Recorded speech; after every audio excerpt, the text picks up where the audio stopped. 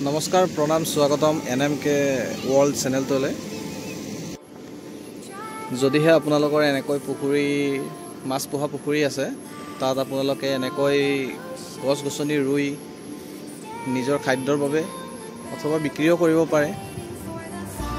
পুখুৰীৰ দু সাইডে ওপৰত নহয় দু সাইডে যদি আপোনালোকে এনেকুৱা ধৰণৰ নাৰিকল কল তামোল মধুৰিআম এনেকুৱা ধৰণৰ ফল-মূল বা গছ-গছনি লগাই তেতিয়া হলে পুখুৰীৰ পাৰটো মজবুত হৈ থাকে আৰু আপোনালোকে দৈনন্দিন জীৱনত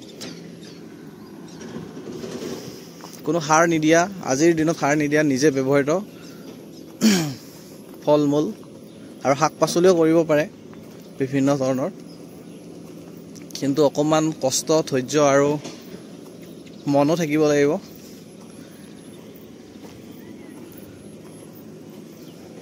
বহুতৰে থাকে কিন্তু